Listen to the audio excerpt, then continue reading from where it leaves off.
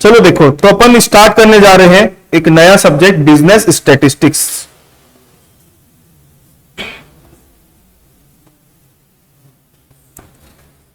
Business statistics. तो सबसे पहले अपन बात करेंगे इसके सिलेबस की। Unit number 1। यूनिट नंबर 1, जैसा कि अपन जानते हैं कि हर सब्जेक्ट आप लोगों का 5 यूनिट में डिवाइडेड है ना। तो ये सब्जेक्ट भी आपका 5 यूनिट में डिवाइडेड है। यूनिट नंबर 1 में अपने को पढ़ना है थ्योरी, और यूनिट नंबर 2 में अपने को एक चैप्टर पढ़ना है डेटा। डेटा के अंदर अलग अलग और टॉपिक है, ठीक है। मैं एकदम स्क्रैच से स्टार्ट कर रहा हूं कि आप लोगों को कुछ भी नहीं आता वो मान के, तो ध्यान से सुनना मेरी बात। तो अपन तो अभी पहले सिलेबस डिस्कस कर रहे हैं, और सिलेबस में कुछ चेंजेस हुआ है पिछले साल और इस साल में, वो भी मेरे को आप लोगों से डिस्कस करना है। तो यूनिट नंबर 1 में 2 टॉपिक आपको देखने को मिलेंगे, थ्योरी, और एक आपको टॉपिक देखने को मिलेगा क्या, डेटा। यूनिट नंबर 2 में आप लोगों को देखना है central tendency.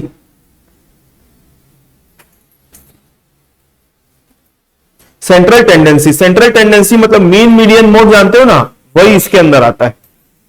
Mean median mode वाला टॉपिक सेंट्रल टेंडेंसी के अंदर आता है। दूसरा अपन पढ़ेंगे partition value.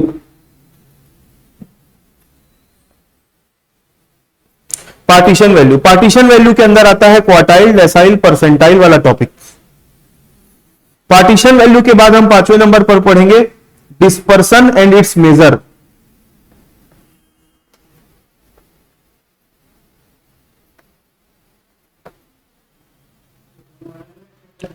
Dispersion and its measure, dispersion भी बोल सकते हैं और इसको डिस्पर्सन एंड इट्स मेजर भी बोल सकते हैं, एक ही मतलब है दोनों का, ठीक है।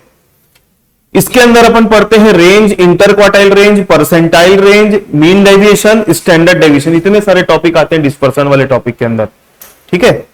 6वें नंबर में हम पढ़ेंगे स्कीमनेस। स्कीमनेस ये टॉपिक है। यहां तक अपना आता है यूनिट नंबर कौन सा, 2 का। अब अपन बात करेंगे यूनिट नंबर 3 की। यूनिट नंबर 3 में अपन को देखना है कोरिलेशन, और दूसरा आता है 8वें नंबर पर रिग्रेशन। ये यूनिट नंबर 3 के 2 टॉपिक्स है, कोरिलेशन और रिग्रेशन।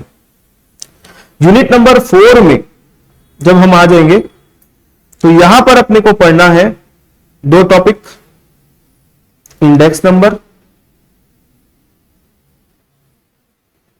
और 10वें नंबर में पढ़ोगे टाइम सीरीज। इंडेक्स नंबर और टाइम सीरीज। और यूनिट नंबर 5 में आ जाओ। यूनिट नंबर 5 में पढ़ोगे आप लोग बिजनेस फॉरकास्टिंग और प्रोबेबिलिटी।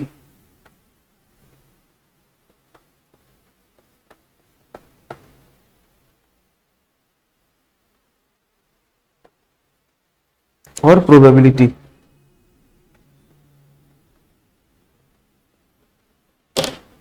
ये 12 टॉपिक है, ये आप लोगों को पढ़ने हैं स्टैटिस्टिक्स के अंदर में। अगर मैं आप लोगों को कंटिन्यू 20 दिन की क्लास अगर पढ़ा दूं, मतलब मैं बाकी सब्जेक्ट को हाथ ना लगाऊं और कंटिन्यू आप लोगों को स्टैटिस्टिक्स पढ़ाना चालू कर दूं, तो मात्र 20 दिन के अंदर स्टैटिस्टिक्स खत्म हो जाएगा। मात्र 20 दिन के अंदर स्टैटिस्टिक्स खत्म हो जाएगा। मतलब इतना कम सिलेबस है, मतलब इतना जल्दी जल्दी फटाफट ही खत्म होता है। सिलेबस कम नहीं है, खत्म जल्दी जल्दी होता है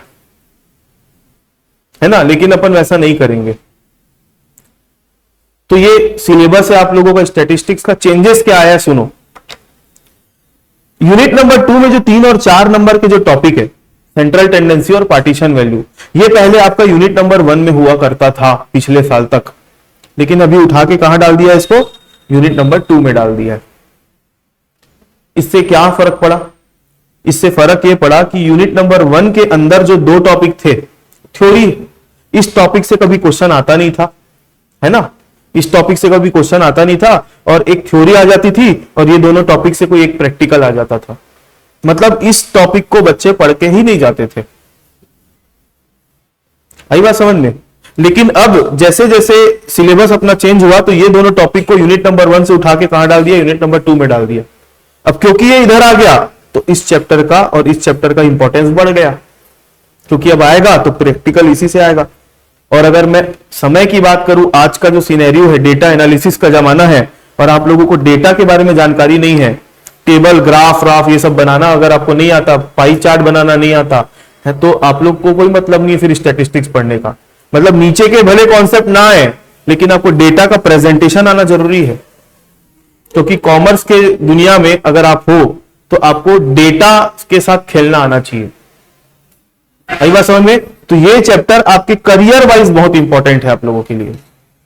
तो शायद सिलेबस बनाने वाले ने या सिलेबस चेंज करने वाले ने मेरे हिसाब से तो बहुत अच्छा किया है, क्योंकि आप लोग पहले इस चैप्टर को पढ़ के ही नहीं जाते थे। मतलब आपके सीनियर लोग सीधा किसको पढ़ते थे, ये दोनों पढ़ लेते थे, इससे प्रैक्टिकल आ जाता था, इसको हाथ भी नहीं लगाते थे। लेकिन अब ये आ गया ना तो इससे इस चैप्टर का इंपॉर्टेंस बढ़ गया। आ जाओ आई बात समझ में? बस इस चैप्टर में, इस सब्जेक्ट में यही चेंजेस हुआ है सिलेबस में, क्या कि ये दोनों टॉपिक को उठा के यहां से यहां ले आया है। बाकी एज इट इज पूरा बिजनेस स्टैटिस्टिक्स का सिलेबस जैसा है वैसा है। मतलब कोई टॉपिक नया आया भी नहीं है, ना ही कोई टॉपिक डिलीट हुआ है। ठीक है, बस शफलिंग हुई है। तो ये चैप्टर आप लोगों का मैं बोल सकता हूं करियर वाइज बहुत इंपॉर्टेंट है। डेटा पेपर में तो होगा ही। अच्छा, आप लोगों को एक छोटा सा जनरल नॉलेज दे दूं। जनरल नॉलेज नहीं, मतलब आप लोग है ना बीकॉम के स्टूडेंट हो। नॉर्मली जो हम कॉलेज के स्टूडेंट होते हैं क्या करते हैं, कॉलेज करते करते या कॉलेज के बाद क्या करते हैं, कोई कंपटीशन एग्जाम की तैयारी कर लेंगे, वही जो ट्रेडिशनल चीजें होती है, CA, CS, CMA, MBA, CGPSC, Vyapam, इसी में लगे रहते हैं। बैंकिंग की तैयारी कर ली, एसएससी की तैयारी कर, ये ट्रेडिशनल चीजें, ये आउटडेटेड हो गए सब। करने वाले कर रहे हैं, आप लोग भी कर सकते हो, लेकिन और भी बहुत सारा फील्ड आप लोगों के लिए खाली पड़ा है, जिसमें से एक बहुत इंपॉर्टेंट एरिया आज के समय के हिसाब से डेटा एनालिसिस का। ये बहुत बड़ा एरिया खाली पड़ा है। अगर आपका बेसिक मैथ्स थोड़ा सा ठीक ठाक है ना, तो आप लोग अपना करियर डेटा एनालिसिस में बना सकते हो। बहुत अच्छी जॉब अपॉर्चुनिटी है इसमें, मतलब पैसे भी बहुत मिलेंगे आपको। और आपका आज का जो ट्रेंड है कि जो आज का जमाना ही डेटा का है, तो आपको इसके बारे में रिसर्च करनी चाहिए। मतलब आज से मैं एक बीज बो रहा हूं आपके दिमाग में कि डेटा एनालिसिस के बारे में भी पता करो क्या होता है और इसके में क्या करियर अपॉर्चुनिटीज है आप लोगों के लिए हो। और ये सब्जेक्ट पढ़ने के लिए आपको ये वाले सब चीजों का बेस भी काम आएगा। मतलब स्टैटिस्टिक्स जो है ना, डेटा एनालिसिस का बेस है।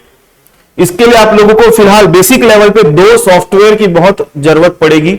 एक तो MS एक्सेल, इसमें आप मास्टरी कर लो। मास्टरी मतलब वो सम करके वो कॉलम को प्लस कर रहे हैं, वो बच्चे वाला फॉर्मूला लगा के नहीं करना है। प्रैक्टिकली रियल लाइफ में MS एक्सेल का यूज कैसे होता है वो सीखना है। मैक्रो वैक्रो दुनिया भर का क्या क्या होता है वो सीखना है। और एक पाइथन, ये 2 टूल डेटा एनालिसिस में बहुत काम के। और ये 2 टूल जो काम कर रहे हैं आज के डेट में, इसमें स्टैटिस्टिक्स का ही बेस है पूरा। तो आप लोग इसके बारे में बस सोचो। चाहे आप शेयर मार्केट का काम कर रहे हो, वहां पे भी डेटा एनालिसिस काम आता है। आधी बात समझ में? डेटा एनालिसिस वहां भी काम आएगा। अगर आप बिजनेस कर रहे हो तो यहां पे भी डेटा एनालिसिस काम आता है। मेडिकल फील्ड में हो, डेटा एनालिसिस का एप्लीकेशन हर जगह है, हर जगह। आप जिस फील्ड, जैसे सीए है, सीए को ऑडिट करना है, कोई छोटे मोटे दुकान की नहीं, बहुत बड़ी कंपनी की ऑडिट करना है सीए को, तो वो किसका मदद लेगा? वो डेटा एनालिसिस का ही मदद लेगा। डेटा एनालिसिस की मदद से वो ऑडिट करेगा। तो आप लोग अपना करियर एक बार सोच सकते हो कि डेटा एनालिसिस आपके लिए कितना इंपॉर्टेंट हो सकता है। अगर आपका स्किल है डेटा एनालिसिस का बहुत अच्छा, तो आप किसी कंपनी के एसेट बन के रहोगे। एसेट मतलब आपके बिना वहां पे पत्ता नहीं हिलेगा। फिर डेटा एनालिस्ट के ऊपर एक और पोस्ट होती है डेटा साइंटिस्ट की। जब आप वो सीख गए, आप उसमें एक्सपर्ट हो गए, फिर आप डेटा साइंटिस्ट की तैयारी करो। ठीक है, तो चलो ये तो हमारी बात हो गई ऐसे ही जो फालतू चीजें मैं बता रहा था आप लोगों को। अब अपन बात करते हैं आगे सिलेबस की। तो सिलेबस में क्या क्या पढ़ना है आप लोगों को? यूनिट नंबर 1 में पढ़ना है थ्योरी, यूनिट नंबर 2 में पढ़ना है डेटा। ठीक है, यूनिट नंबर 2 में पढ़ना है आप लोगों को, सॉरी यूनिट नंबर 1 में 2 टॉपिक पढ़ना है, थ्योरी और डेटा। यूनिट नंबर 2 में central tendency, partition value, dispersion and its measure और स्कीवनेस।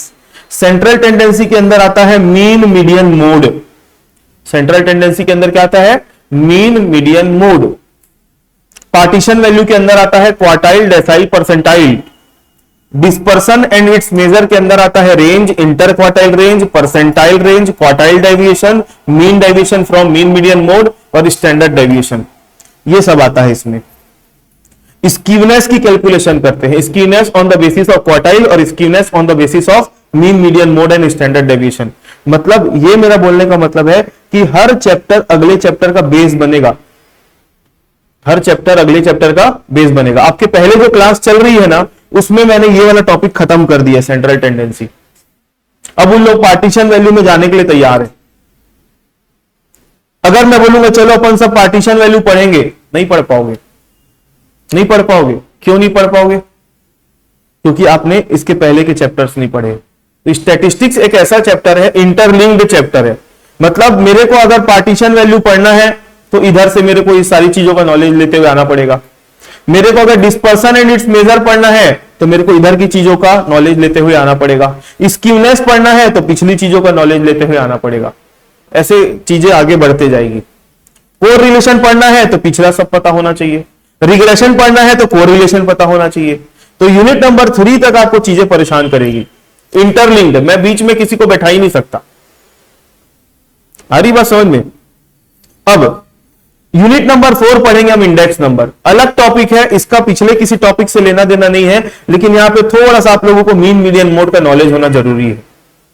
ठीक है। टाइम सीरीज एकदम अलग टॉपिक है। बिजनेस फॉरकास्टिंग थ्योरी है और प्रोबेबिलिटी ये पूरा अलग टॉपिक है। मतलब बोल सकते हो यूनिट नंबर 4, 5 आप रैंडमली पढ़ सकते हो, लेकिन यूनिट नंबर 1 से लेकर 3 तक आप लोगों को सीक्वेंस में पढ़ना पड़ेगा। इतनी बात मेरी समझ में आई। अब मैं बहुत इंपॉर्टेंट टॉपिक स्टार्ट करने जा रहा हूं। टॉपिक का नाम है सीरीज। अगर आपको सीरीज का नॉलेज नहीं है तो आप स्टैटिस्टिक्स पढ़ लोगे, ये भूल जाओ। मतलब मैं अभी कोई भी चैप्टर स्टार्ट ही नहीं कर रहा हूं। पहली बात, मैं अभी कोई चैप्टर स्टार्ट ही नहीं कर रहा हूं। मैं तो एक कॉन्सेप्ट समझाने की कोशिश कर रहा हूं, बेसिक कॉन्सेप्ट बोल सकते हैं, क्योंकि ये समझे बिना आप लोगों को मैं स्टैटिस्टिक्स पढ़ा ही नहीं पाऊंगा। तो सबसे पहला टॉपिक हम क्या डिस्कस करने जा रहे हैं अभी? सीरीज। सीरीज बेसिकली 3 टाइप की होती है और क्वेश्चन में हमको सीरीज ही देखने को मिलेगी। आपके सामने क्वेश्चन आएगा ना, तो क्वेश्चन में क्या देखने को मिलेगी? सीरीज। सीरीज जो होती है वो 3 टाइप की सीरीज होती है। कितने टाइप की सीरीज होती है? 3। एक होती है इंडिविजुअल सीरीज,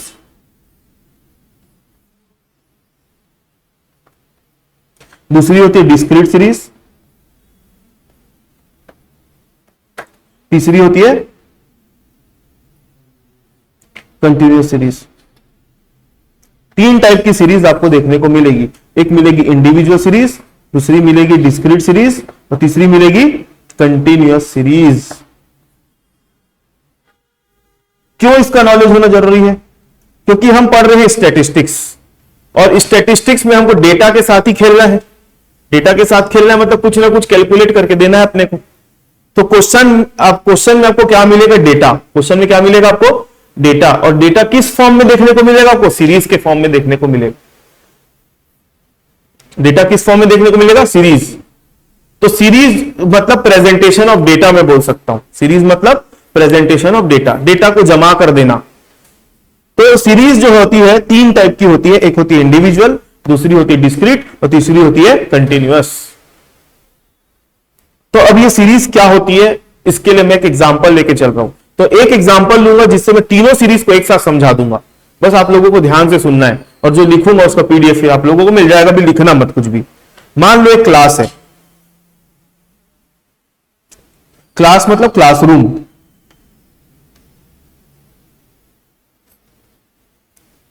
इस क्लास में 20 स्टूडेंट्स बैठे हैं। इस क्लास में कितने बच्चे हैं? 20 बच्चे हैं। और 20 बच्चों का है ना आज टेस्ट हुआ। सब्जेक्ट क्या था? स्टैटिस्टिक्स। 20 बच्चों का क्या हुआ, टेस्ट हुआ। और टेस्ट जो था 20 मार्क्स का था। कितने मार्क्स का था? 20 बच्चे थे क्लास में, टेस्ट हुआ स्टैटिस्टिक्स का, और टेस्ट कितने नंबर का हुआ? 20 नंबर का हुआ। तो अब 20 बच्चे लोग का मान लो 1 2 3 4 5 6 7 8 9 10 11 12 13 14 15 16 17 18 19 20। ये 20 बच्चों का सीरियल नंबर है या रोल नंबर है बोल सकता हूं मैं। तो इन लोगों को मार्क्स मिले होंगे टेस्ट में। मान लो पहले वाले बच्चे को मार्क्स मिला,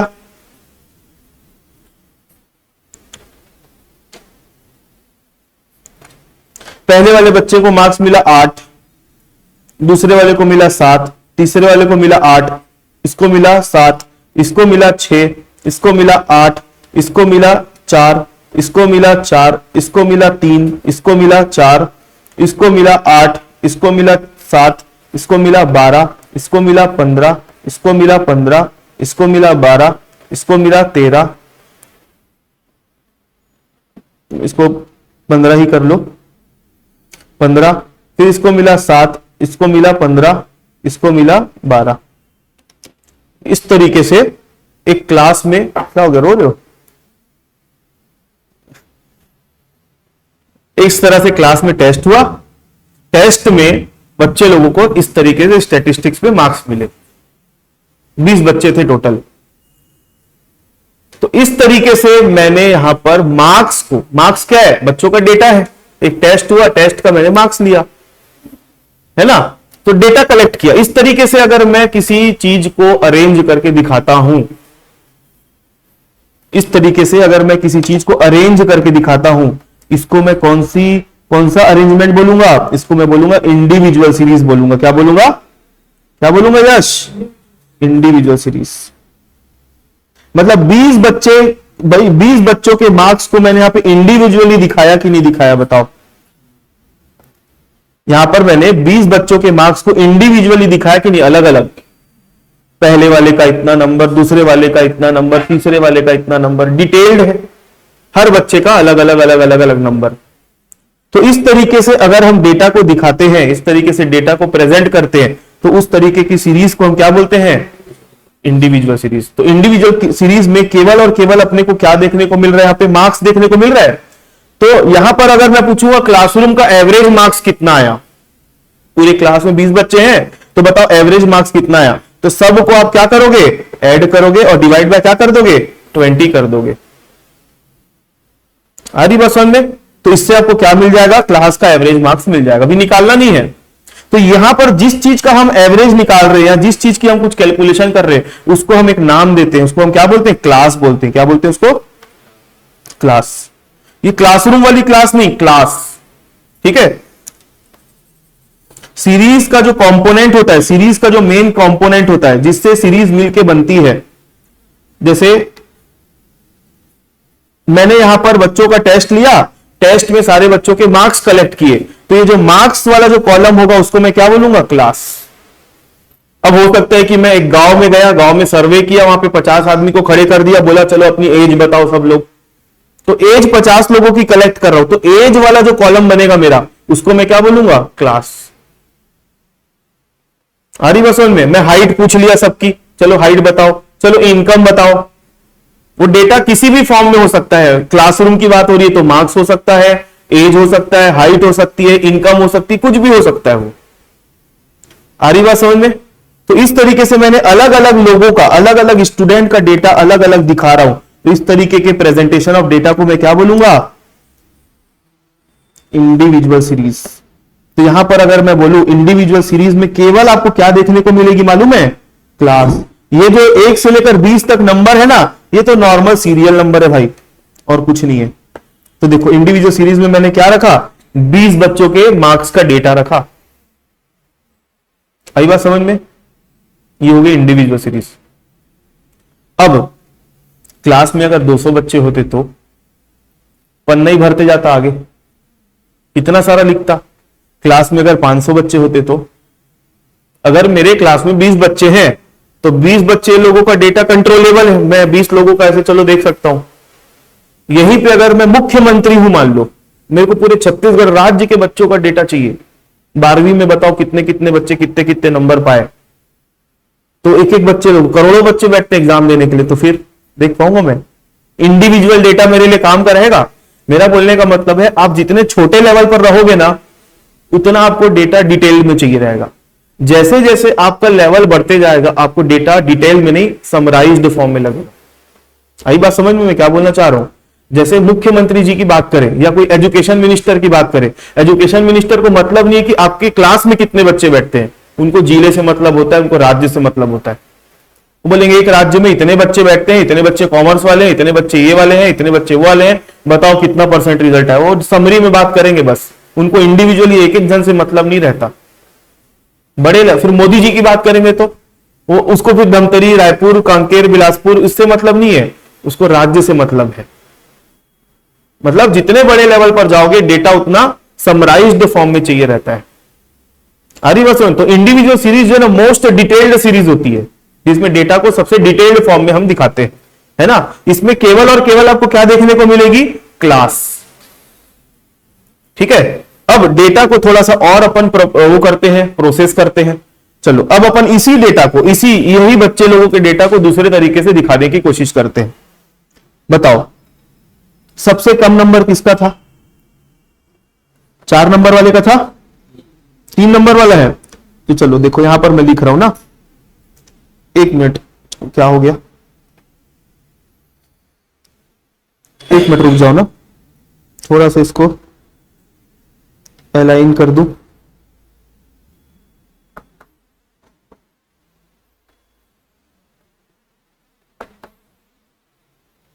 क्योंकि देखो मैं आप लोगों को आज जो पढ़ा रहा हूं ना, अगर आप लोग इस चीज को अच्छे से नहीं समझोगे तो आप लोगों को आगे की कोई भी क्लास में समझ में मतलब क्लैरिटी नहीं आएगी। मतलब मैं आगे के कॉन्सेप्ट में बढ़ाऊंगा भी ना, तो आप लोग इसी में फंसे रहोगे कि सर ये सीरीज कौन सी है बताओ, इसका मोर देन लेस देन वाला दिया है तो क्या करेंगे, बस उसी में ही लटके रहोगे आप लोग। मतलब नया कुछ सीख ही नहीं पाओगे।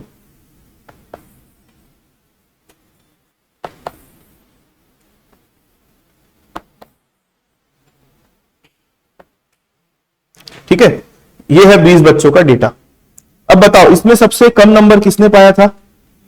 3 वाले ने पाया था। तो मैं यहां पर लिख रहा हूं क्लास। यहां पे क्या लिख रहा हूं? क्लास। क्लास के फॉर्म में हमारे पास क्या है? मार्क्स। ठीक है, यहां पे क्लास वर्ड में नहीं लिख रहा हूं, यहां पे सिर्फ क्या लिख दे रहा हूं? मार्क्स। चलो लिख देता हूं ब्रैकेट में, और यहां क्या लिखूंगा? Number of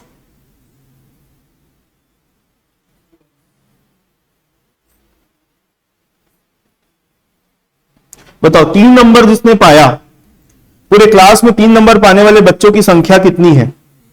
1। तो इसके सामने कितना आएगा? 1। आगे बात समझ में? 3 नंबर के बाद कौन सा नंबर है? 4।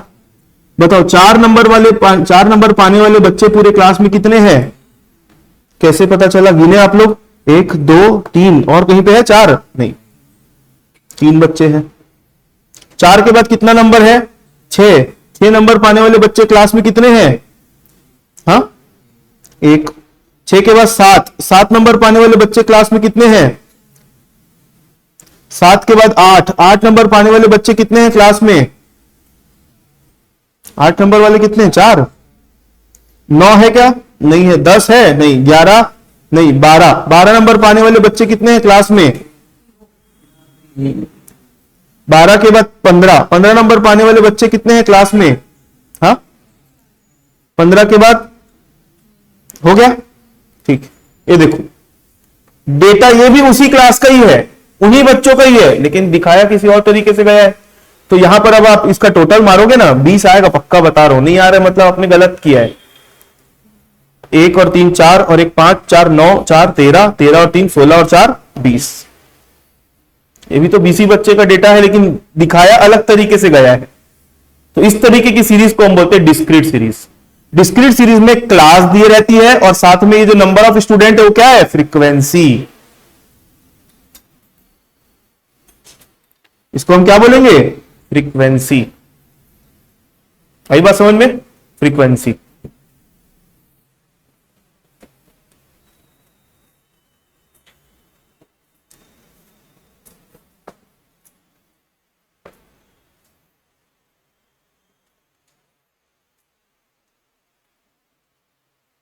आगे बढ़े।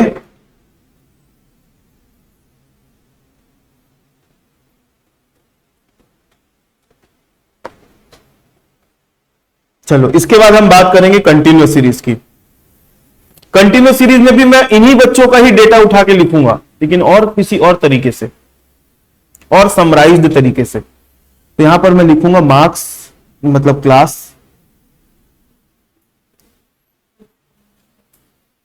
क्लास इंटरवल मतलब मार्क्स। यहां पे मैंने क्लास वर्ड यूज नहीं किया, क्या वर्ड यूज किया? क्लास इंटरवल वर्ड यूज किया। क्या लिखूंगा मैं? 0 से 5 नंबर तक पाने वाले बच्चे कितने हैं, फिर 5 से 10 वाले कितने हैं, 10 से 15 वाले कितने हैं, और 15 से 20 वाले कितने हैं, और समरी हो गई। ठीक, एग्जैक्ट अगर 15 आ रहा है, एग्जैक्ट अगर 10 आ रहा है, एग्जैक्ट अगर 5 आ रहा है, तो उसको आप ये वाले में मत लेना, अगले वाले में लेना। जैसे यहां पर 15 नंबर वाला बच्चा लिखा है ना मैंने, तो एग्जैक्ट 15 है तो आप सोचोगे कि इसमें ले कि इसमें ले, तो नेक्स्ट वाले में लेना है। ठीक, चलो बताओ 0 से 5 वाले बच्चे कितने हैं? ये 0 से 5 के बीच में है, कितना नंबर ऑफ स्टूडेंट्स कितना आएगा? 4 बच्चे। 5 से 10 वाले बच्चे कितने हैं? ये 9। 10 से 15 वाले बच्चे कितने हैं? सिर्फ 3, क्योंकि एग्जैक्ट 15 वाला अगले में जाएगा। और 15 से 20 वाले कितने बच्चे? 4। इसका भी टोटल मारोगे तो कितना आएगा? 20। ये उन्हीं बच्चों का डेटा है, लेकिन दूसरे तरीके से प्रेजेंट किया गया है। तो अब ये आपके सामने 3 तरीके से डेटा का प्रेजेंटेशन मैंने रखा। तो पहले वाले तरीके से जब हम इंडिविजुअली अलग अलग बच्चों का अलग अलग डेटा दिखाते हैं, है ना, तो उसको हम कौन सी सीरीज बोलेंगे? इंडिविजुअल। जब हम इस तरीके से क्लास और फ्रीक्वेंसी के फॉर्म में दिखाते हैं तो उसको हम कौन सी सीरीज बोलेंगे? डिस्क्रीट। और जब हम क्लास इंटरवल के फॉर्म में दिखाएंगे और फ्रीक्वेंसी के फॉर्म में दिखाएंगे तो उसको हम कौन सी सीरीज बोलेंगे? Continuous series. आ रही बात समझ में? अब देखो ये जो लेक्चर है ना, रिकॉर्ड हो रहा है, और ये एक बार मैंने पढ़ा दिया, बात खत्म, यहां नहीं होगी। इसको आप लोग 1000 बार, जितने बार देखना है देखना, लेकिन इससे आप लोग एकदम है ना परफेक्ट हो जाना, क्योंकि मैं आगे और भी बहुत सारी चीजें बची है बताने की, है ना। छोटी छोटी बातें हो सकती है कि मैं बता रहा हूं और उस समय आपका दिमाग कहीं और रहा होगा। तो ये बार बार देखने वाला वीडियो है, ये एक बार देख के खत्म करने वाला वीडियो नहीं है। चलो, तो अब अपन बात करेंगे और थोड़ा सा डिटेल में जाएंगे। इंडिविजुअल सीरीज में सिर्फ और सिर्फ हम, जैसे आप क्वेश्चन में ना, आपको क्वेश्चन में या तो इंडिविजुअल सीरीज देखने को मिलेगी, या तो डिस्क्रीट, या तो कंटिन्यूअस। क्वेश्चन में कहीं पे लिखा नहीं रहेगा कि ये सीरीज का ये टाइप है। आपको पहचानना है कि कौन सी सीरीज कौन से टाइप की है। क्यों मालूम है? हर सीरीज के लिए फॉर्मूला अलग लगता है। अगर आप इंडिविजुअल सीरीज को गलत से पहचान लिए डिस्क्रीट है, फॉर्मूला लगा दोगे गलत, और गलत फॉर्मूला लगाओगे तो आंसर कैसे सही आएगा फिर? आ रही मेरी बात समझ में? तो देखो, इंडिविजुअल सीरीज में जो क्लास होती है ना, इंडिविजुअल सीरीज में जो क्लास होती है उसको हम रिप्रेजेंट करते हैं किससे? एक्स से, स्मॉल एक्स। ठीक है। डिस्क्रीट सीरीज में जो क्लास होती है, डिस्क्रीट सीरीज में जो क्लास होती है, इसको भी हम किससे रिप्रेजेंट करते हैं? स्मॉल एक्स से।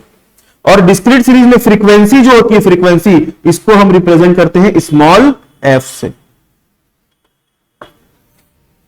स्मॉल एफ से। ये वेरिएबल हर बार ये कोरिलेशन तक चलेगा। ये वेरिएबल सिर्फ इसी चैप्टर में नहीं, mean, median, mode, percentile, decyl, quartile, standard deviation, correlation, regression तक खींचेगा ये एक्स और एफ।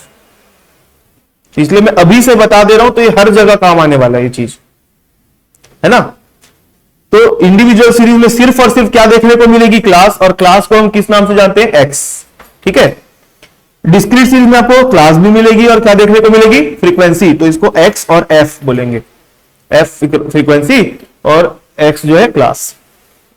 कंटिन्यूअस सीरीज में हमको क्लास नहीं दी रहती, क्या दी रहती है? क्लास इंटरवल रहती है, और इसको हम एक्स नहीं बोल सकते।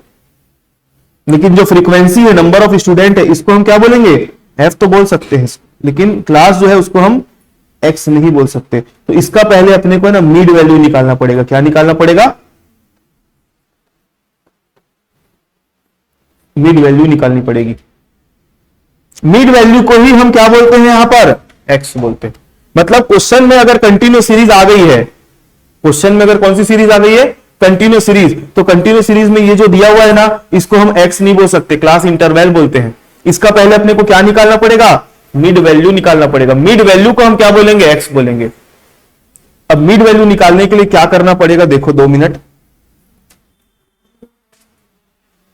मिड वैल्यू निकालने के लिए आपको थोड़ी सी छोटी सी जानकारी रखनी पड़ेगी। जो क्लास इंटरवल जो होता है ना, उसका जो ये वाला पोर्शन होता है उसको लोअर लिमिट बोलते हैं। क्या बोलते हैं, लोअर लिमिट। और क्लास इंटरवल का ये वाला जो पोर्शन होता है इसको अपर लिमिट बोलते हैं। इसको दिखाते हैं हम L1 से और इसको दिखाते हैं L2 से। ठीक है। अब मैं 3-4 चैप्टर आगे बढ़ गया, मान लो मैं मीडियन में आ गया, मीडियन पढ़ा रहा हूं मान लो। अब मैं बोलूंगा L1, तो आपको याद रहेगा कि नहीं, L1 का मतलब क्या होता है, L1 मतलब कंटिन्यूस सीरीज का लोअर लिमिट और L2 मतलब कंटिन्यूस सीरीज का अपर लिमिट। ठीक है, याद रहेगा संदीप? नींद आ रही है क्या? चाय मंगवाओ? कॉफी पियोगे? वो भी नहीं पीते तो क्या पीते हो फिर? पानी, पानी मंगवाओ, जाओ पी लो, यहाँ पे ऑफिस के पास में है अंदर। अगर ब्रेक चाहिए 2 मिनट ले लो, क्योंकि बहुत इंपॉर्टेंट टॉपिक है और समझना ज्यादा जरूरी है ना। ब्रेक चाहिए 2 मिनट में रुक जाता हूं, कोई दिक्कत नहीं है। पानी वानी पीना, जा आ जाओ पी के।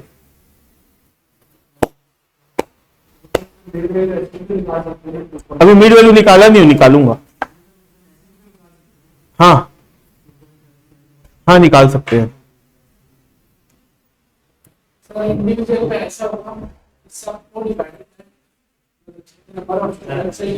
हाँ,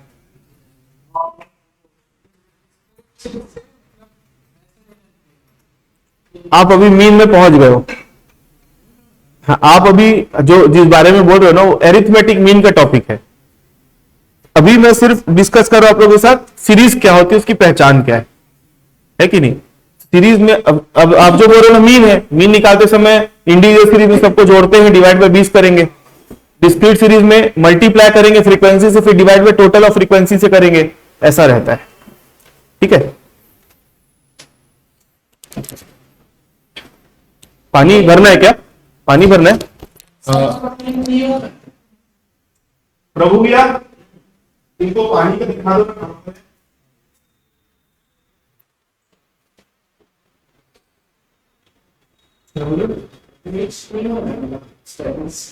आप कब आए थे? आप उसमें आए थे, मीडियम में। ये बेसिक चीज नहीं पता थी, इसलिए आपके साथ जो भी गड़बड़ काम हो रही है, बेसिक मिस हो जाता है। आज मैं आपको कॉस्ट में नहीं मिला था। अब आप क्या बोलते हैं, मंडे से जब आओगे ना कॉस्ट में, तो एकदम बेसिक से पढ़ाऊंगा, सब समझना है। हाँ, वो 2 दिन का 3 दिन का टॉपिक हो जाए, ज्यादा बस रेगुलर आप क्लास में 2 घंटे में। जैसे आज का एक सब्जेक्ट आपके ब्रीज में आता है, वैसे करते करते कॉस्ट भी आ जाएगा और ऑपरेट करना।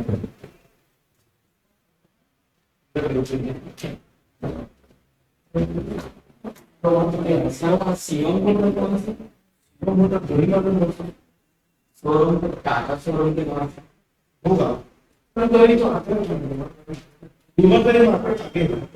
हमारा है डॉल्फिन जो है 2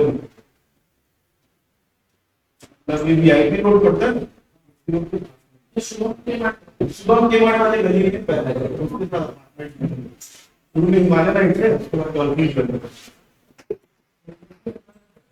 सही है, ठीक है।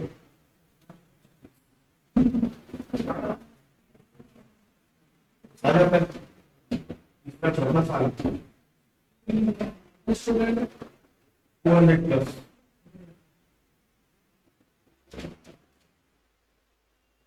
अलग-अलग क्लास करते हैं, ठीक है।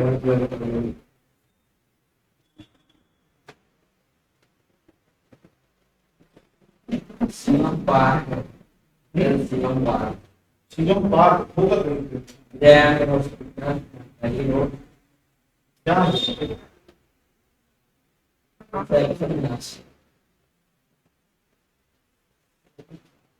ये लोग देखते हैं ये स्टूडेंट देखते हैं। जाने का बोलते हैं। हाँ, जो ये का हम लोग यहाँ रहते थे, रूम लेके एक पुलवाना धर्मशाला लगे हैं हर हफ्ते। अगर शादी हुआ रात के दिन हम कैंसिल कर देंगे। हाँ हम लोग क्या करते हैं, मैं भी तुरंत ही बॉटल उठाता हूँ। प्रभु की एक अच्छी बॉटल है क्या? सुनो ना प्रभु की एक तुम्हें कार में वो पड़ा हुआ बॉटल अच्छा है।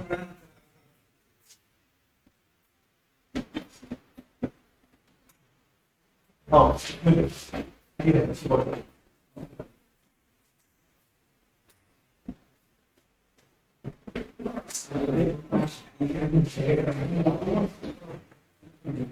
ये तो मैं भेज दूंगा।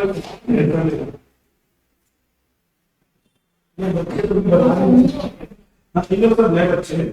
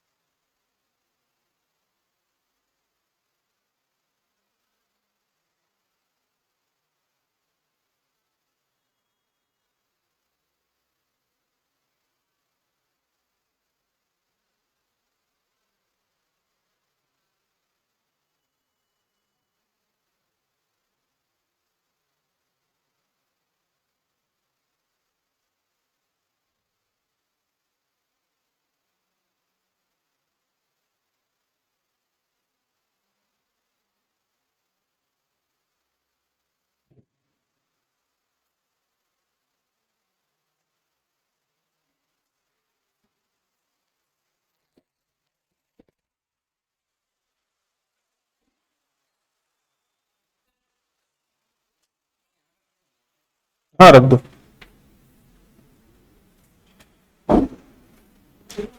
तो देखो हम बात कर रहे थे कंटिन्यूस सीरीज की। जैसे कि मैंने बताया इंडिविजुअल सीरीज में जो क्लास होती है उसको हम क्या मान लेते हैं, एक्स मानते हैं। ये वेरिएबल आपको रखना ही है हमेशा, ठीक है। डिस्क्रीट सीरीज में क्लास को एक्स मानते हैं और फ्रीक्वेंसी को एफ मानते हैं, लेकिन कंटिन्यूस सीरीज में क्लास इंटरवल दिए रहती तो उसको एक्स नहीं मान सकते। उसका पहले अपने को क्या निकालना पड़ेगा, मिड वैल्यू, और फ्रीक्वेंसी को तो एफ बोलते ही है ना। इसका मिड वैल्यू निकालना पड़ेगा। तो मिड वैल्यू निकालने के लिए आप लोगों को पता होना चाहिए कि क्लास इंटरवल में जो इस साइड वाला पोर्शन होता है उसको L1 बोलते हैं। L1 मतलब लोअर लिमिट, और इधर वाले पोर्शन को क्या बोलते हैं, L2 मतलब अपर लिमिट। तो यहां लिख देता हूं L1 और L2 का मतलब। L1 इज इक्वल टू क्या होगा, और L2 मतलब अपर लिमिट।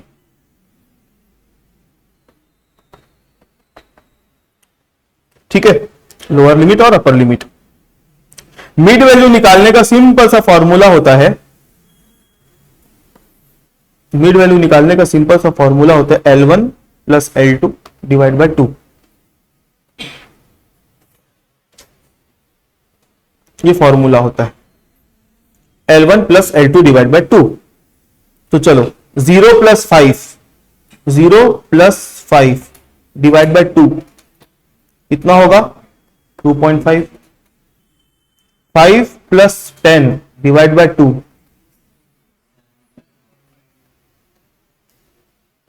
उसके बाद 10 + 15 डिवाइड बाय 2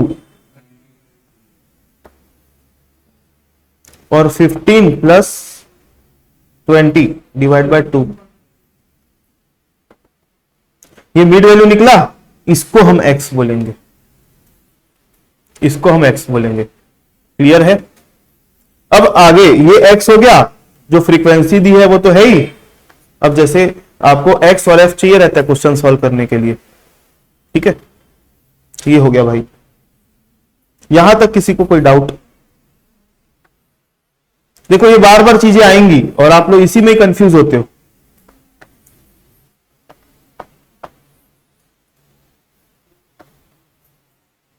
चलो अब अपन बात करेंगे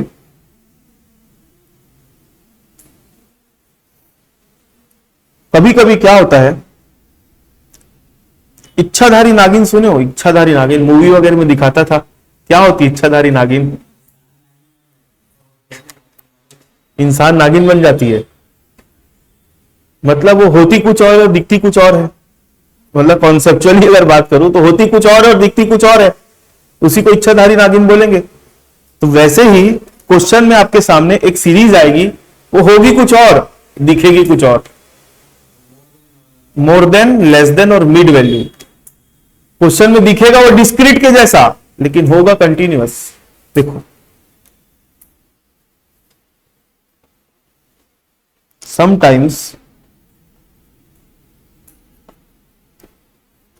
in question series will be given in the form of more than, दूसरा less than और मिड वैल्यू।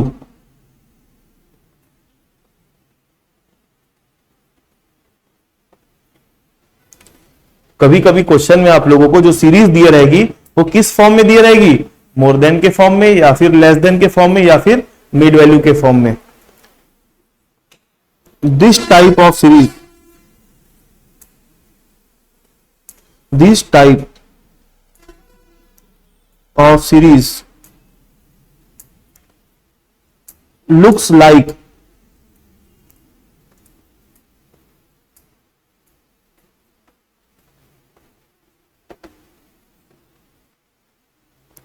discrete series। ये जो सीरीज है किसके जैसे दिखेगी? डिस्क्रीट। But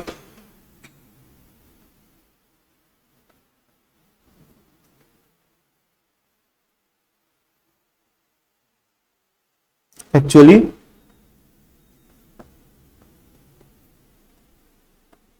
continuous series. मैं अपने एग्जांपल को भी कंटिन्यू करूंगा, वो 20 बच्चों का टेस्ट लिया था वो वाला, इसको भी समझाने के लिए। इस टाइप की जो सीरीज है वो दिखेगी किसके जैसे? डिस्क्रीट के जैसे, लेकिन होगी क्या वो? Continuous series. जैसे for example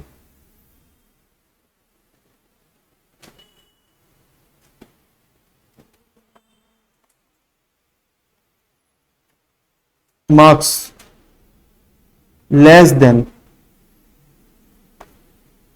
marks less than लिखा हुआ है, लेस देन।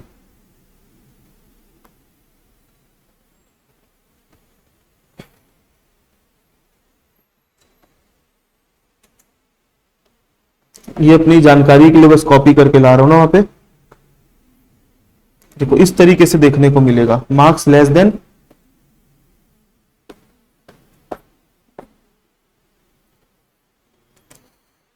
आपको यहां देखने को मिलेगा 5, 10, 15 और 20। प्रभु भैया वो बच्चे लोग को बोलो घर जाने बोल दिए हैं सर करके, वो लोग पढ़ नहीं रहे, मस्ती कर रहे हैं। और अच्छा हड़का के बोलना।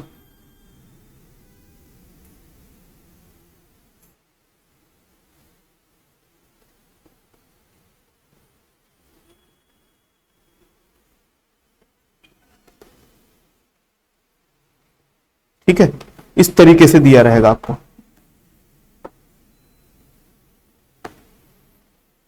इसका मतलब क्या है? मार्क्स लेस देन 5, 10, 15, 20 और नंबर ऑफ स्टूडेंट वैसा करके दिया हुआ है। तो दिख किसके जैसे रहा है? डिस्क्रीट के जैसे, लेकिन है क्या एक्चुअली ये? कंटिन्यूअस। तो ऊपर क्या लिखा है? Less than. हमने इससे पहचाना। कभी कभी लेस देन नहीं लिखा रहेगा, एंड बिलो लिखा रहेगा, है ना, बिलो लिखा रहेगा। तो लेस देन का मतलब वही होता है, से कम। ये बना कैसे? ये बना कैसे? ये बनी कैसे क्लास?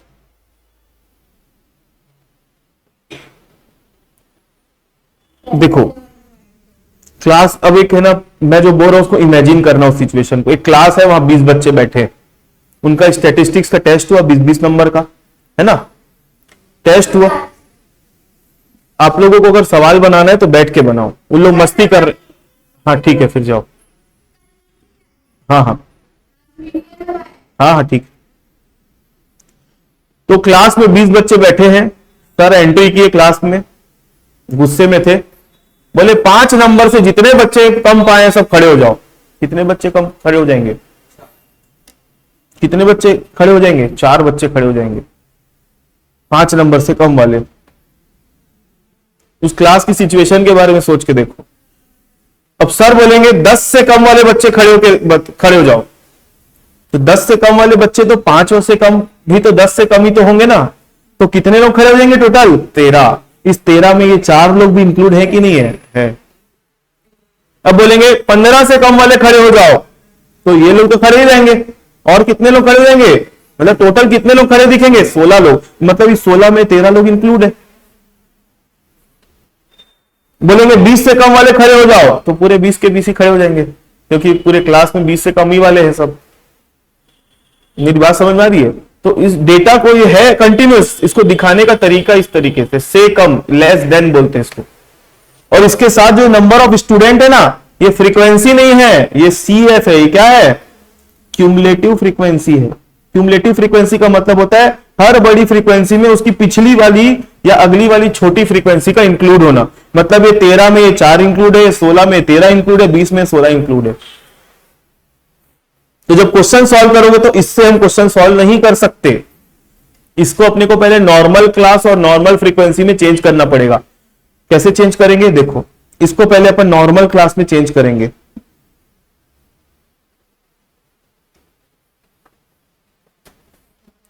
नॉर्मल क्लास इंटरवल में चेंज करेंगे।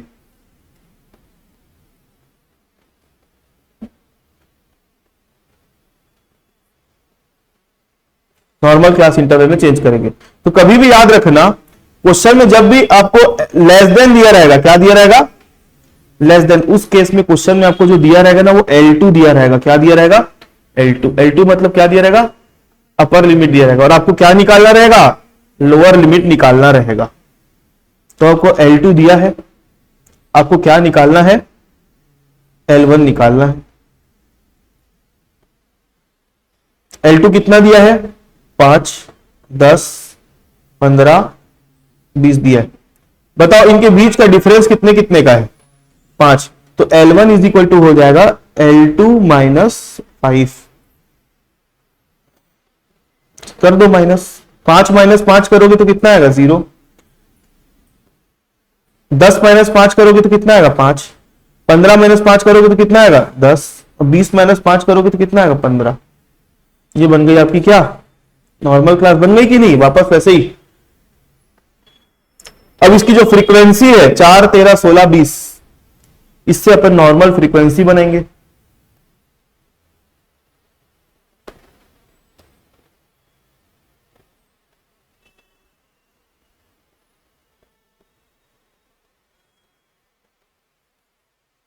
नॉर्मल फ्रीक्वेंसी मतलब F। CF से अपन F निकाल रहे, तो ये कैसे निकलेगा? देखो 4 13 16 20 तो लिख रहा हूं एज इट इज, 4 13 16 20 ये दिया हुआ है। तो यहाँ पे जो सबसे छोटी फ्रीक्वेंसी, देखो जो मैं बोल रहा हूं ना उसको याद रखना हमेशा, सबसे छोटी फ्रीक्वेंसी जो होती है उसको एज इट इज लिखते हैं 4 का 4, क्योंकि उसके अंदर कुछ इंक्लूड है नहीं। 13 माइनस 4 करेंगे तो क्या मिलेगा आपको, कितना मिलेगा 9। 16 माइनस 13 करेंगे तो कितना मिलेगा, नहीं गलत किया क्या कुछ, हाँ ठीक है ठीक है। और उसके बाद 20 माइनस 16 करेंगे तो 4। इसका टोटल मारोगे तो कितना मिलना चाहिए आपको 20। इसका टोटल और CF की सबसे बड़ी CF दोनों इक्वल होना चाहिए। मतलब जो सबसे बड़ी CF जो होती है और ये क्या होती है, हमेशा इक्वल होती है, फ्रीक्वेंसी का टोटल और सबसे बड़ी CF। ये समझ में आया कि नहीं। अगर क्वेश्चन में लेस देन दिया रहेगा तो पहले ये काम करना ही अच्छा है, चाहे आपको क्वेश्चन में मीन निकालने बोल दे, मीडियन निकालने बोल दे, मोड निकालने बोल दे, ये काम करना ही है हमको, ठीक है। चलो अब एग्जांपल नंबर 2। क्वेश्चन में आपको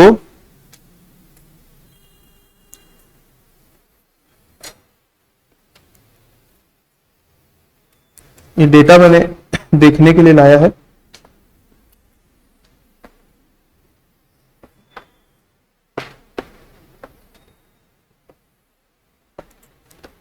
क्वेश्चन में आपको इस तरीके से दिया रहेगा, एग्जांपल नंबर 2।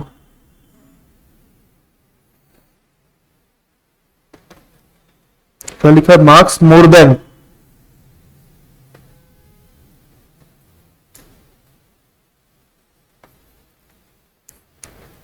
और नंबर ऑफ स्टूडेंट।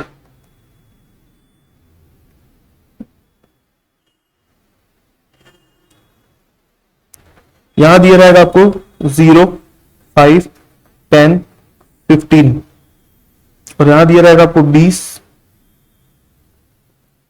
इसे दिया रहेगा 4 7 16 और 20,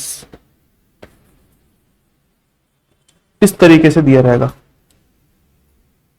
ये कौन सा सीरीज है, दिख किसके जैसे रहा है, डिस्क्रीट के जैसे, लेकिन है क्या, ये कंटिन्यूअस है। तो मोर देन वाली सीरीज में भी अपने को वही काम करना है, पहले इससे क्या बनाना पड़ेगा नॉर्मल क्लास और इससे क्या बनाना पड़ेगा नॉर्मल फ्रीक्वेंसी।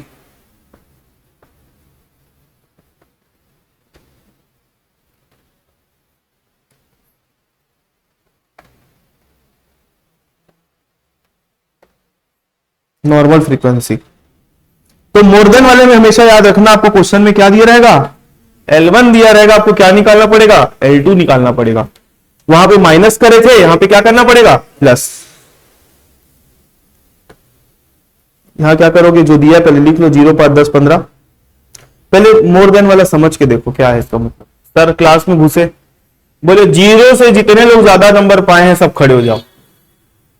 तो सारे बच्चे कितने थे, सब 0 से ज्यादा वाले थे कि नहीं, तो 20 के 20 बच्चे खड़े हो गए। अब बोले 5 से ज्यादा वाले बच्चे खड़े रहो, बाकी सब बैठ जाओ।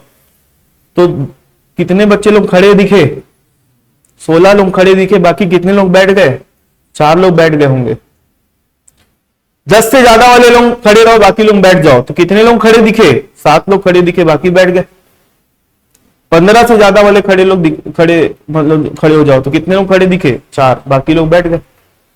मतलब बोल सकता हूं मैं इस 20 में ये 16 इंक्लूड है, इस 16 में 7 इंक्लूड है, 7 में 4 इंक्लूड है। उल्टा चलता है, मोर देन वाला उल्टा चलता है, ठीक है। इसको अब नॉर्मल क्लास में कन्वर्ट करना है, तो L1 दिया है अपने को क्या निकालना है L2। L2 is equal to क्या होगा L1 plus 5, L1 plus 5। Actually अब यहां पे 5 को भी मेरे को एक नाम देना है। इनके बीच में कितने कितने का डिफरेंस है बताओ, तो उसको हम बोलते हैं आई।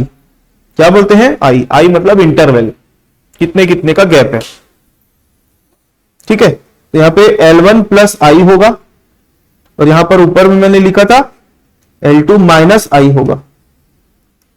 आई इज इक्वल टू यहां पे भी कितना है 5, आई मतलब इंटरवल। चलो निकालना है कि क्या क्या दिया हुआ है, 0 5 10 15, 0 5 10 15, ऐड करते जाओ भाई, 5 5 5 10 15 20, नॉर्मल क्लास बन गई।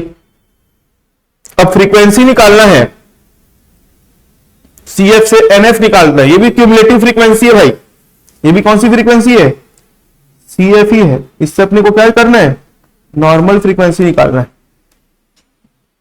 सबसे सिंपल तरीका है, देखो कुछ कुछ लोग है ना रटने वाला सिखाते हैं कि बोलेंगे आपको लेस देन वाले केस में आप ऊपर से माइनस करते हुए आना और मोर देन वाले में नीचे से माइनस करते हुए जाना। ऐसा कोई रूल नहीं है। सिंपल सा रूल यह है कि हर बड़ी फ्रीक्वेंसी में से उसकी अगली या पिछली छोटी फ्रीक्वेंसी को माइनस करना है। मोर देन वाले में देखोगे, लेस देन वाले में देखोगे तो इसकी जो फ्रीक्वेंसी होती है ना CF, ये असेंडिंग ऑर्डर में होती है। ये कैसी होती है, असेंडिंग। और मोर देन वाले की फ्रीक्वेंसी कैसे देखने को मिलेगी, डिसेंडिंग ऑर्डर में। तो ये असेंडिंग में होगी तो हमेशा अगला बड़ा वाला आपको ऐसा दिखेगा, नीचे साइड में दिखेगा, इसलिए अपन माइनस करते समय ऐसा करेंगे, मतलब ऐसे माइनस करेंगे। और लेस देन वाले केस में, सॉरी मोर देन वाले केस में माइनस करने के लिए ऐसा करेंगे। अब देखो कैसे माइनस करेंगे, 20 16 लिख लेता हूं पहले, 20 16 7 और 4, 20 माइनस 16 करोगे कितना मिलेगा, ये मिलेगा 4। 16 माइनस 7 करोगे तो कितना मिलेगा, 9। 7 माइनस 4 करोगे तो कितना मिलेगा, 3। और 4 का 4, 4 का 4। मैंने अभी कैसे किया, ऊपर से माइनस करते हुए, नीचे से भी कर सकते हो, नीचे से भी माइनस कर लो। CF में जो सबसे छोटा होता है उसको एज इट इज लिखते हैं, 4 का 4 लिख दो। 7 माइनस 4 करोगे तो कितना मिलेगा, 3। 16 माइनस 7 करोगे तो कितना मिलेगा, 9। 20 माइनस 16 करोगे तो कितना मिलेगा, 4। घुमा फिरा के उतना ही आता है, चाहे नीचे से करो चाहे ऊपर से करो, ठीक है। तो ये हमारी जो हमारी क्या बन गई है, नॉर्मल क्लास और नॉर्मल फ्रीक्वेंसी बन गई। अब हम आगे मीन मीडियन मोड जो निकालना बोल रहे निकाल लेंगे अपन, ठीक है। तो ये मोर देन लेस देन समझ में आया। अब इस लाइन को वापस से पढ़ो। कभी कभी क्वेश्चन में हमको मोर देन दिया रहेगा, लेस देन दिया रहेगा और मिड वैल्यू भी दिया रह सकता है कभी कभी। तो ये सीरीज दिखेगी डिस्क्रीट के जैसे, लेकिन होगी कौन सी सीरीज, कंटिन्यूअस सीरीज होगी। तो मिड वैल्यू को क्या करना है, देखो एक एग्जांपल।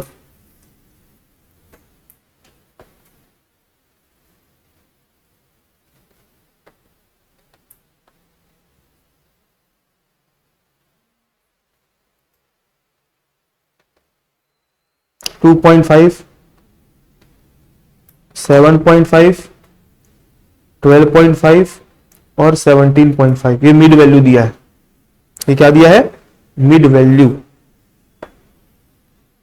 मिड वैल्यू को हम क्या बोलते हैं, अभी सिखाया था, एक्स बोलते हैं। ऊपर बताया था ना मिड वैल्यू कैसे निकालना है। मतलब ऊपर मैंने क्या सिखाया था, क्लास से मिड वैल्यू कैसे निकालना है, और अब मैं आपको सिखा रहा हूं मिड वैल्यू से क्लास कैसे निकालनी है, ठीक है। फ्रीक्वेंसी कितनी है,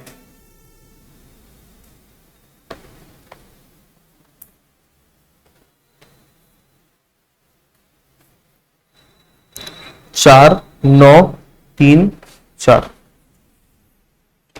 इससे कुछ समझ में आया। क्वेश्चन में अगर आपको मोर देन और लेस देन दिया रहेगा, अगर क्वेश्चन में क्या दिया रहेगा, मोर देन लेस देन, तो उसकी जो फ्रीक्वेंसी होगी वो क्यूमुलेटिव फ्रीक्वेंसी होगी। उससे अपने को क्या निकालना पड़ेगा, नॉर्मल फ्रीक्वेंसी निकालना पड़ेगा। लेकिन क्वेश्चन में अगर मिड वैल्यू दिया हुआ होगा तो उसकी फ्रीक्वेंसी ऑलरेडी नॉर्मल ही फ्रीक्वेंसी होती है, उसका आप CF मत निकालने बैठ जाना, नहीं समझे। मोर 3 प्रकार की सीरीज होती है जो डिस्क्रीट के जैसी दिखती है लेकिन होती कंटिन्यूअस है। एक होती मोर देन, दूसरी लेस देन, तीसरी मिड वैल्यू। लेकिन तीनों में से जो 2 सीरीज होती है ना, मोर देन और लेस देन वाली, उसकी क्लास को तो नॉर्मल क्लास में बदलना ही पड़ता है, लेकिन सीरीज को भी बदलना, फ्रीक्वेंसी को भी बदलना पड़ता है CF से NF में। लेकिन मिड वैल्यू में सिर्फ अपन को क्या बदलना पड़ेगा, क्लास भर को बदलना पड़ेगा, फ्रीक्वेंसी को हाथ लगाने की जरूरत नहीं, क्योंकि ऑलरेडी क्या है, नॉर्मल फ्रीक्वेंसी है। क्लियर है। मतलब ये जो है, ये कौन सी फ्रीक्वेंसी है, नॉर्मल फ्रीक्वेंसी है। देखो ना 4 9 3 4 हमने कन्वर्ट किया तो यहां पे भी कितना आया था, 4 9 3 4 आया था। ऊपर में भी कन्वर्ट किए थे तो कितना आया था, 4 9 3 4 आया था, ठीक है। ऊपर वाले में भी लिए थे तो अपन कितना दिया था, 4934। चलो अब मिड वैल्यू अगर रहेगा तो कैसे उसको कन्वर्ट करेंगे क्लास के फॉर्म में।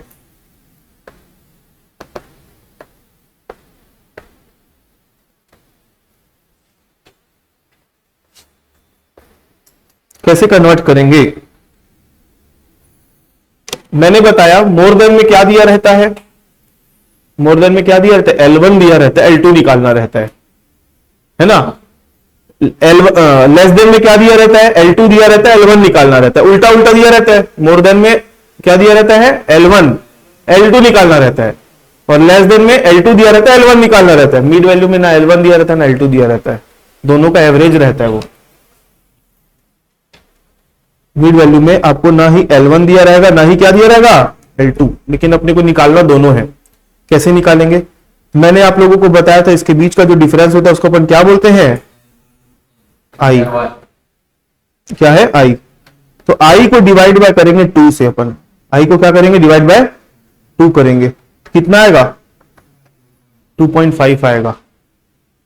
ठीक है, आई अपने को चेक करना है। कभी कभी 10 का डिफरेंस आई हो जाता है, कभी 5 का। नहीं जैसे ये जो दिए नहीं समझ जाएंगे, नहीं ऊपर लिखा रहेगा आपको मिड वैल्यू करके।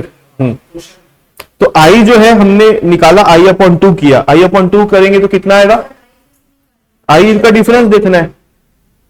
जैसे मैं अगर आपको यहां पे डाउट हो रहा होगा तो एक आध क्वेश्चन दिखा देता हूं। चलो यहां पर बताओ, ये वाला जो क्वेश्चन दिख रहा है आपको 42 नंबर का, इसमें आई क्या है, 15, 10 से 25, 25 से 40, 40 से 55, 55 से 70, आई क्या है, 15 है। ठीक है, ऊपर वाला देखो, ऊपर वाले में आई क्या है, 7, 0 से 7, 7 से 14, तो आई कुछ भी हो सकता है। तो मैंने अभी जो एग्जांपल लिया है उसमें मेरे लिए आई क्या है, 5 है। तो आई को डिवाइड बाय 2 करेंगे। ठीक है, अब आई को डिवाइड बाय 2 करेंगे तो आपको मैंने बताया ना L1 दिया रहेगा क्वेश्चन में, ना L2 दिया रहेगा, तो क्या कैसे करोगे, L1 इज इक्वल टू हो जाएगा, L1 इज इक्वल टू हो जाएगा x माइनस आई अपॉन 2। क्योंकि क्योंकि क्योंकि मिड वैल्यू में ये जो दिया रहता है वो क्या होता है, x होता है कि नहीं। तो x माइनस आई अपॉन 2, और यहां L2 निकालने के लिए क्या करोगे, x प्लस आई अपॉन 2।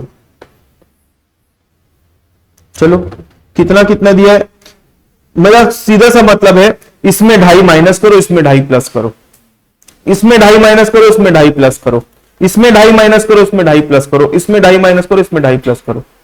ठीक है, मैंने फॉर्मूले के जैसे लिख दिया तो थोड़ा कंफ्यूज हो रहे होगे। कुछ नहीं करना, आई अपॉन 2 करना है, इधर वाले में माइनस करते जाओ तो L1 आते जाएगा, इधर में प्लस करते जाओ तो क्या मिलते जाएगा, L2 मिलता जाएगा। बताओ 2.5 में 2.5 माइनस करोगे तो कितना मिलेगा, 0।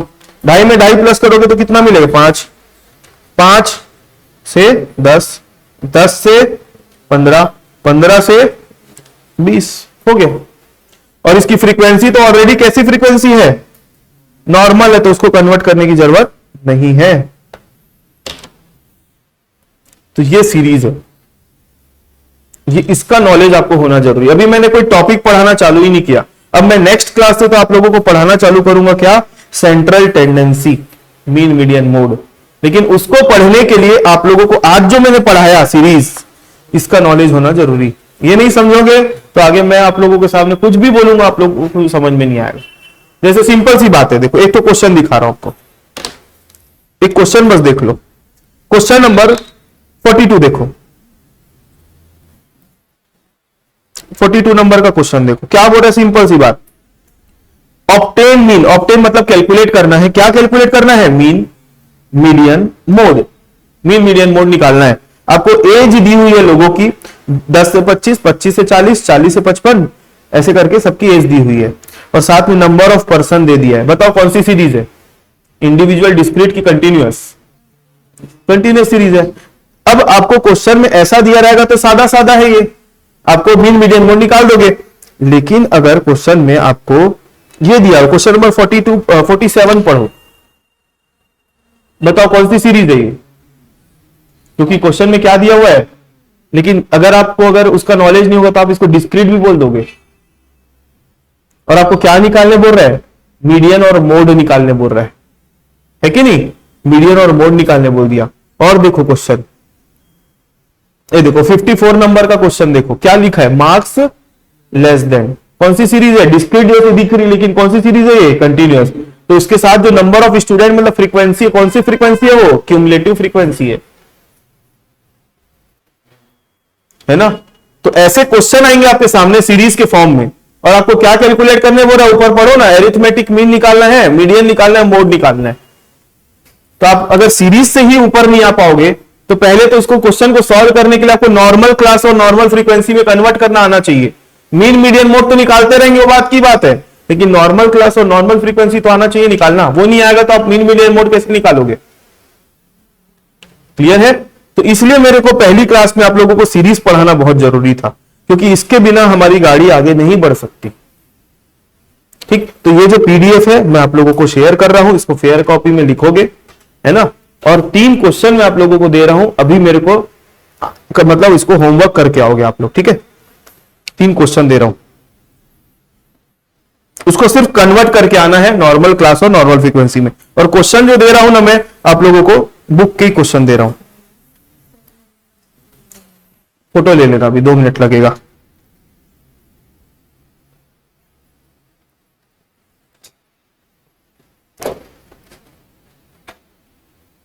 अच्छा मेरी बात सुनो, आप लोगों ने ऐप डाउनलोड किया हुआ है ना, ऐप में पूरा इसका पूरा पीडीएफ डाला हुआ है, मेरे नोट्स डले हुए हैं और मीन मीडियन मोड की क्लास भी डली हुई है। तो आपको देख के आना नहीं बोलो, क्वेश्चंस उसमें मिल जाएगा आपको इसका पूरा। मैं ऐड कर रहा हूं ना अभी आपको, आप सब लोगों को, हाँ मैं बैच कोड डाल के मैं ऐड कर दे रहा हूं आप लोगों को। 2 मिनट मेरे को अभी जो होमवर्क दे रहा हूं ना दे दें दो। ये देखो एक क्वेश्चन ये है आप लोगों का, सिर्फ नॉर्मल, इसका मीन मीडियन मोड मत निकालने बैठ जाना, सिर्फ नॉर्मल क्लास और नॉर्मल फ्रीक्वेंसी में कन्वर्ट करना है आप लोगों को, ठीक है। ये क्वेश्चन नंबर 1 है आप लोगों का होमवर्क। 1 मिनट पूरा बना लेने दो मेरे को, उसके बाद फिर वो करना। ये क्वेश्चन नंबर 1 लेस देन वाला है, एक मोर देन वाला देन दो।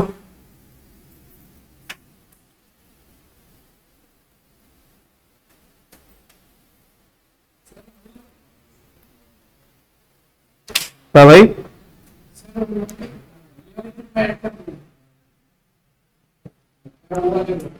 हाँ 2 मिनट रुक जाओ।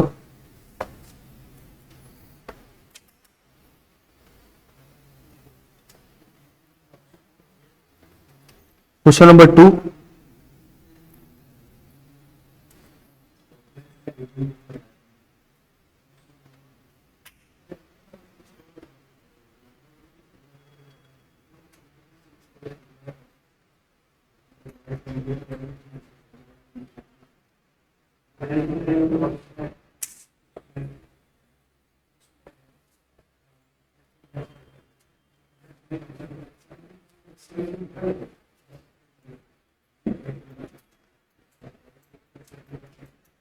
ये 3 क्वेश्चन आप लोगों का होमवर्क रहेगा।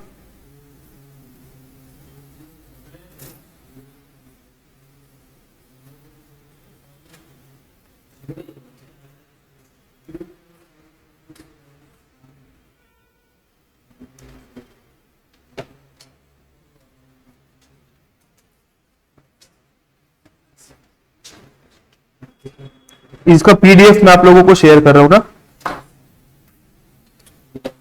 होमवर्क।